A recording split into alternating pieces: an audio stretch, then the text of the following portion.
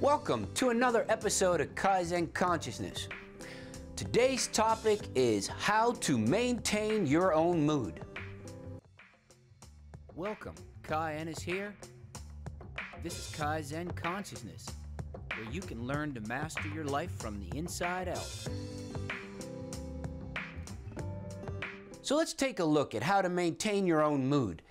Conscious leadership requires that good leaders that are conscious and awake, that they learn and practice maintaining their own mood. Have you ever experienced the following?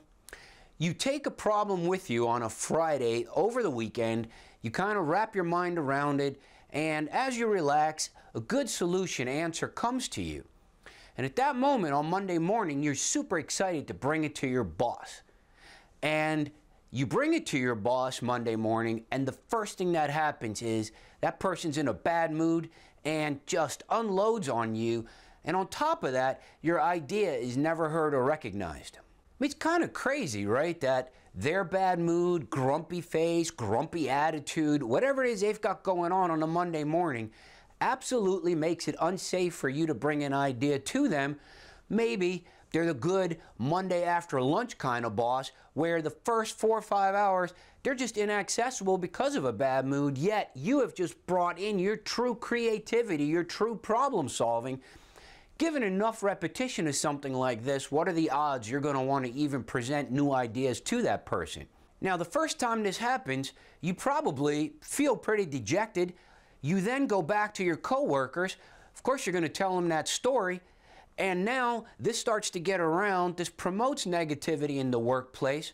And from a conscious leader perspective, consider what kind of impact this has had. Okay, so whether you're in charge of people at a business, whether it's family, whether it's a community, any kind of organization, imagine that you are the type of boss that has now sent out the waves that it's unsafe to bring fresh and new ideas to you, specifically on a Monday morning because you don't have your mood in check. This is in direct opposition to Kaizen principles. Kaizen has a core foundational practice known as suggestion circles. That means small teams that work together will get together and troubleshoot and offer ideas, which, as I've shown in another video on Kaizen, is how Toyota did it back in the 1980s to the tune of 1.5 million suggestions taken in by the company in 1 year. And, this is the staggering part, 95% of them were implemented. So think about the damage that your behavior causes with a bad attitude in terms of this kind of suggestion and continuous improvement scenario that Kaizen calls for. From a conscious leadership perspective, one of the things you need to be aware of is that workers will side with other workers much quicker than they will with management. And what I mean by that is, take that Monday morning scenario. Something now negative happened to them. They're going to bring it back to their fellow workers who instantly say, oh, well, I'm not going to bring any ideas to this person. This boss is not nice, so forth and so on. This damage, this negativity that is created simply by you not having your mood in check is immense. Conscious leaders know to maintain their own moods. And in all honesty, they maintain their lives. So they don't have these mood swings really for the most part. Everybody gets hit now and then. That's true. But they would be aware of this. Somebody would have said, wow, you're kind of grumpy Monday mornings, ha ha. And you would instantly hear that and say, wow, I really need to, on Monday mornings specifically, make sure that I'm in a good mood so that it's safe. A recent study by Barsade and Gibson at the Wharton School of Business of the University of Pennsylvania investigated how emotions can impact the workplace. And they absolutely conclude that positive emotions work better in the workplace than do negative emotions. Okay? The yield from positive emotions has a domino sort of ripple effect that is absolutely amazing in terms of uplifting fellow workers. Positive people tend to do better in the workplace. So therefore, not only will you as a conscious leader do better yourself, but you promoting this to others is going to make them do better as well. They also discovered that people that are in positive mindset, positive mood space, tend to have better cognitive functioning, therefore better work performance.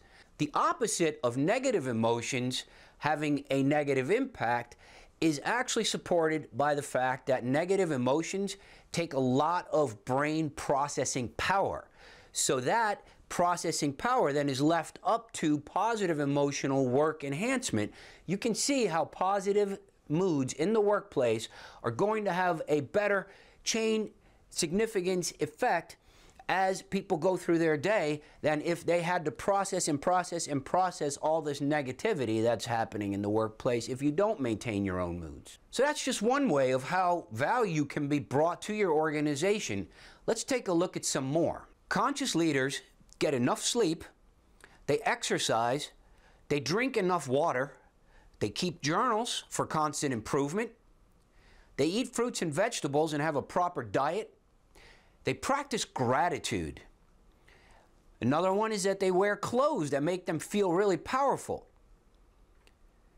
They can shut down their electronics at night, and they dedicate themselves to learning something new each day. So these are just a few tools that you can implement in your own life as a conscious leader, and conscious leadership starts with you leading yourself, then leading a small group, and then that impacting and you maybe leading a larger group. But the way to maintain your own mood is to go through this toolbox and see how many of these things that you do that allow you to go to work on a Monday morning with a good, positive, chipper attitude that allows you to convey to other people, hey, bring me your ideas that you worked on. Let's make it a safe space. And I can't wait to make this a better place to work, and continuous improvement being part of that, allowing us to perform better. So thanks for watching another episode of Kai-Zen Consciousness, where the possibilities are endless.